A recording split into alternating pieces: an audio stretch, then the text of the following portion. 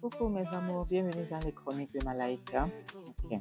Aujourd'hui, je vais vous raconter une histoire qui s'est passée ce matin. Donc, je me suis réveillée, j'ai vu ça sur le médias.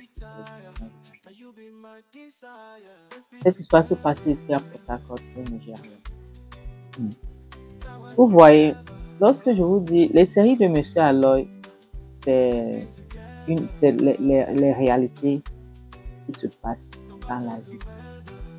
Donc, et puis, les gens qui racontent leur histoire, et puis ils naissent en film.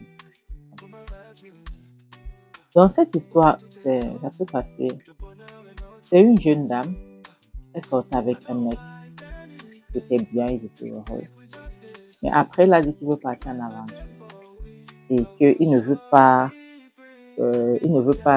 en fait, qu'ils puissent être ensemble parce qu'il ne sait pas combien de temps ça va prendre, il ne sait pas ce qui va se passer, qui est réel, qui est bien. Tu vois, il disait que sa raison, c'était qu'il ne sait pas combien de temps elle va passer là-bas et il ne veut pas perdre le temps de la fille. Peut-être en lui gardant ici et peut-être pas là-bas, il va rencontrer quelqu'un d'autre, il épouse la personne et maintenant ça devient comme s'il a perdu le temps à la fille. Il ne veut pas lui ça. Donc, il préfère qu'il se sépare. Comme ça, la fille, elle vit sa vie au cas où elle tamponne quelqu'un et puis elle veut se marier. Il n'y a pas de problème. La fille, il n'y a pas de problème. Comme ça qu'il se sépare. Et le gars part, il prend lui sa direction. La fille aussi, elle reste là. Elle commence sa vie.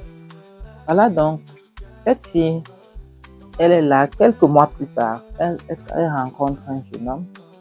Commence à sortir ensemble. Donc, le jeune homme l'aime, donc tu vois, ils s'amusent, ils sont là. Le jeune homme l'aimait vraiment. Tu vois, ils étaient là, ils vivaient leur vie tranquille, sans stress, pas de problème. Tu vois, ils planifiaient leur vie. Mais le gars, c'est un gars qui se débrouillait, c'était un battant. Tu vois, un battant. Lui, il n'avait pas les moyens, donc il se battait, il jonglait, il vivait dans le jonglage avec la fille. Mais il était honnête avec la fille. Et la fille, il s'aimait tellement. Maintenant, donc, voilà que quelques années plus tard, et le gars, il disait qu'il veut épouser la fille, mais donc, ils attendaient qu'il puisse donc avoir les moyens, tu vois, pour pouvoir épouser la fille. La fille, elle était OK, elle n'avait pas de pression, pas de stress, rien, tout allait bien.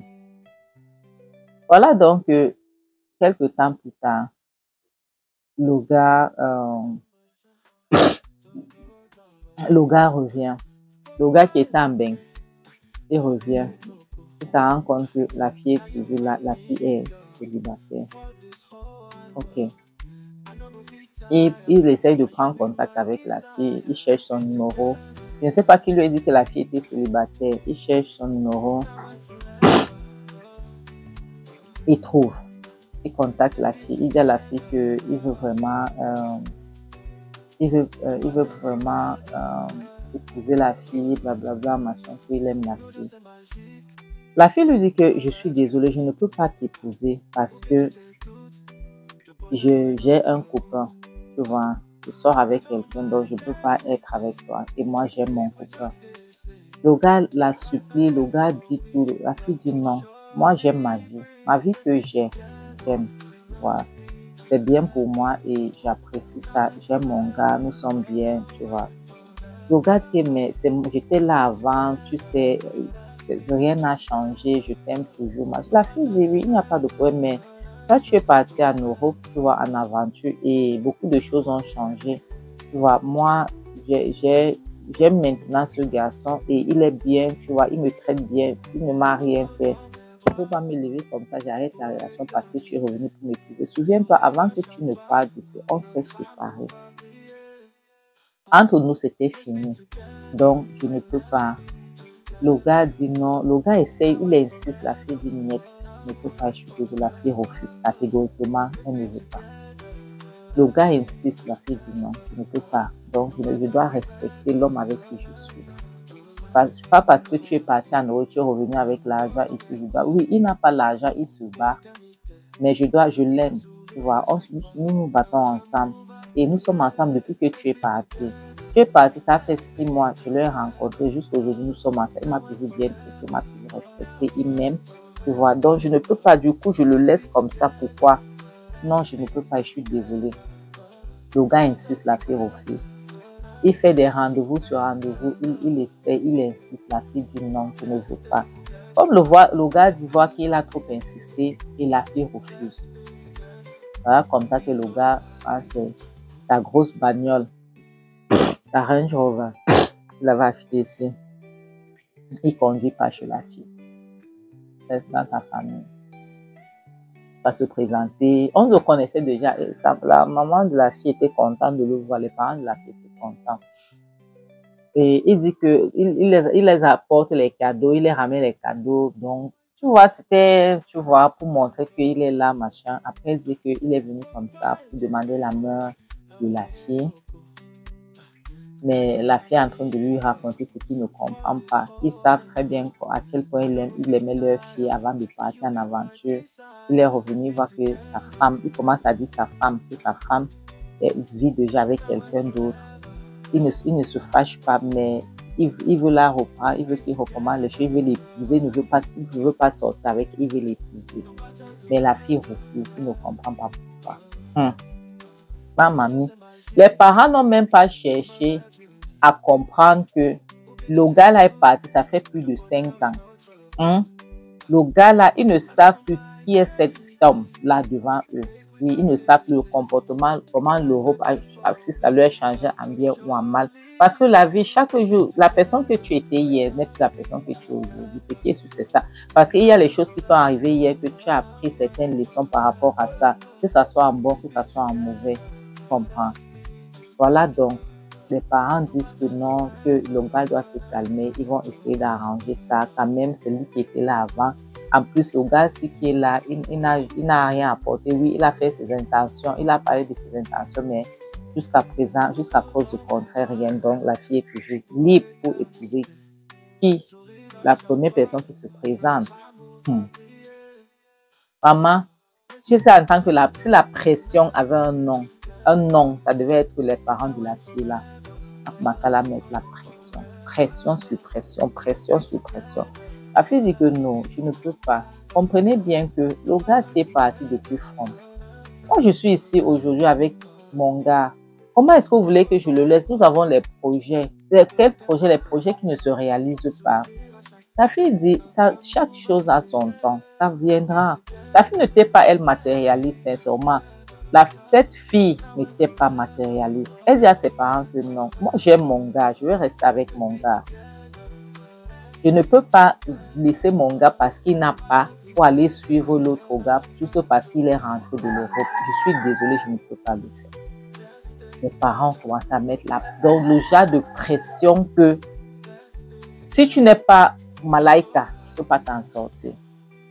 Déjà de pression parce que moi, Malaika, que je suis en train de vous raconter cette histoire, je ne cède jamais la pression, jamais. Ma famille sait. La pression n'est pas mon nom, ça ne me concerne pas. Votre pression là, vous faites ça chez vous là-bas, ça ne me regarde pas. C'est ma vie. Ma vie ne concerne. Tant que je paye mes factures, tu n'as rien à me dire. On a mis la pression sur cette fille. La fille n'arrivait plus à respirer. La fille là dort avant de partir, avant de se coucher la nuit, parce qu'elle vivait toujours à la maison, elle ne vivait pas avec le gars, son gars.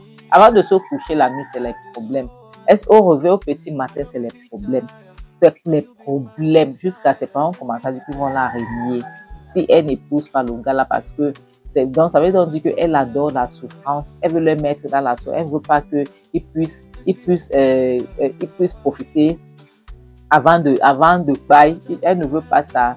Donc, c'est quoi le problème de la fille? C'est elle adore la galère ou quoi? Quelqu'un là, il n'a rien, il ne fout rien, il n'a rien, rien ne va pour lui. Elle est là, elle veut seulement bailler sur lui. Pourquoi? Les gens ne savent pas que demain est enceinte. Tu ne connais pas ce que demain va accoucher. C'est comme ça, là, c'est une triste réalité. L'avenir est enceinte, tu ne connais pas ce qui est dedans. C'est comme ça. Donc, il ne faut pas mépriser les gens aujourd'hui. Pas parce que quelqu'un n'a pas aujourd'hui que tu penses que la personne n'aura pas demain. Surtout quelqu'un qui est battant. Pas quelqu'un qui est paresseux, qui reste et dit que oh, je prie Dieu, non. La fille avait vu que le gars là avait un avenir qui était bien, un avenir brillant. Elle savait ça, c'est pour ça qu'elle insistait que non, elle veut rester avec son gars. Parce que son gars était un bâtard, ils avaient les projets. On a mis la pression déjà que lorsque les parents commençaient à dire qu'ils vont la renier, déjà sa maman a arrêté de causer avec elle, son papa a arrêté de causer avec elle. Même ses frères sont arrêtés de causer avec elle. Les parents les a contaminés. Voilà que la fille maintenant, elle n'a pas le choix. C'est une fille bien, une bonne moralité. Elle décide donc, elle cède à la pression de sa famille. Elle peut voir son gars. Elle explique tout maintenant à son gars. Elle explique tout ce qu'elle a de traverser. Elle pleure en expliquant. Elle dit que voilà. Son gars dit ok. Comme tu ne peux pas aller à l'encontre de ta famille, moi je ne peux pas te dire ce que tu dois faire. Je ne suis que ton copain. Ce sont tes parents. Mais si ça ne tenait qu'à moi, je n'allais pas céder à cette pression parce que tu sais que nous avons beaucoup de choses. Nous avons déjà planifié tout. Mais si tu vois que ça va, donc tu es mal à l'aise chez vous et que tu ne peux pas vivre chez moi aussi parce que tu ne veux pas qu'on vive ensemble avant de se marier, il n'y a pas de problème. Je ne peux pas t'obliger, je ne peux pas te forcer la main. Je suis obligée, je te laisse partir si c'est ce que tu veux. Et ça ferait plaisir à tes parents parce que je ne veux pas qu'on te réunisse chez vous. Mes amours, voilà comme ça que le gars la laisse partir, la fille là, qui se sépare. Tranquillo. La fille là donc, elle cède à la pression de ses parents. Elle accepte le gars, son nouveau gars. Voilà donc, le gars fait tout vite, rapido. Le gars était prêt. Rapido, il fait tout. Il se marie. Il se marie bien. Mes amours, à peine un mois du mariage, le gars là a commencé à... Donc, vous voyez ce que Kizito fait à Angèle, non? Le gars faisait pire. Il donne les coups de poing. On ne sait pas. La raison pour laquelle il donne, on ne connaît pas. D'où la rage sort, on ne connaît pas. Le gars commence à dire qu'il laisse la fille. La fille, c'est une waka. Elle prend son pétou, elle commence à... Elle donne sa part. Elle n'a pas honte. C'est qu'elle... La fille dit que, mais tout le monde, nous sommes séparés. C'est toi qui m'as barré. C'est toi qui as apporté l'idée qu'on se sépare. Nous sommes séparés. Tu es parti. J'ai fait 6 mois. J'ai rencontré la seule personne. Le gars dit que tu ne pouvais pas attendre. Je t'ai dit, pourquoi est-ce que tu ne pouvais pas attendre? Donc, la fille dit que j'attends quoi? J'attends quoi? Un homme qui m'a rassuré que ne m'attend pas. Parce qu'on ne sait pas comment ça va se faire. J'attends quoi? Mes amours, le gars là, toum. Donc, la fille était devenue, c'est comme ça, il l'a bastonné. Il l'amène à l'hôpital, on la soigne, il l'amène à la maison. Aujourd'hui, on s'est levé le matin, il l'a bastonné. Avant de la ramener à l'hôpital, avant qu'ils arrivent à l'hôpital, elle était finie. Donc, elle était devenue froide. C'est comme ça, elle est devenue congelée. Maintenant, le gars l'a abandonné à l'hôpital, il a disparu dans la nature. Et voilà, les parents de la fille maintenant sont en train de pleurer. Si j'avais su, le petit frère de trop tard, c'est comme ça. Mes amours, vous voyez, lorsque je vous dis toujours que le mariage n'est pas une fin en soi, ne cédez pas à la pression de la famille. Parce que c'est la même pression que la maman d'Angèle a mis à Angèle qu'aujourd'hui, elle est dans les pétrins. Elle est dans les pétrins. Au moins, pour Angèle, la personne qui a raconté son histoire, au moins, elle a survécu. Voilà, celle-ci alors, elle est partie comme ça. Ni vu, ni connu. C'est fini. Ça alors comment? Tu sais comment? Ici, là, maintenant, on fait comment? Voilà, c'est fini. Mes amours, s'il vous plaît, vous qui êtes là dehors, si vous traversez les choses pareilles, la situation pareille, ne cédez pas à la pression familiale. Ne cédez pas à la pression familiale parce que souvenez-vous, c'est vous qui allez monter sur cette lit avec cet homme pour dormir. C'est vous. Ce n'est pas cet homme, ça sera vous. Ok? Ça va être vous. pas votre, pardon, pas votre famille, pas votre maman, pas votre papa, mais plutôt vous. Et lorsque l'homme là va commencer à vous maltraiter, qui va être là pour dire que stop, stop. Tu seras obligé de rester là parce que de peur que si je quitte, mes parents vont me renier. Et puis ça fait quoi? Oui, la Bible dit honorons nos pères et nos mères pour que nos jours soient longs sur terre. Dieu même qui a dit ça, c'est que si tu n'as rien fait et que tes parents veulent te maudire, tu les laisses, ça ne va pas marcher. Je suis désolée, tant que ta conscience est tranquille, que tu sais que tu n'as rien fait, ça ne peut pas arriver, ça ne va pas marcher. Oui, parce que tes parents disent qu'ils vont te régner, ils vont te régner, ils vont te dire ne te parle. Et puis ça fait quoi? Ne me parle pas, je ne vous parle pas. Si c'est trop même, je quitte la maison. Je quitte la maison. C'est quoi? Parce que ça allait être mieux qu'elle quitte la maison et elle reste en vie aujourd'hui. Là, voilà, elle est partie. Ses parents sont là. Les parents qui l'ont obligée à se marier, ils sont là. Elle n'est plus là. C'est une vie, ça.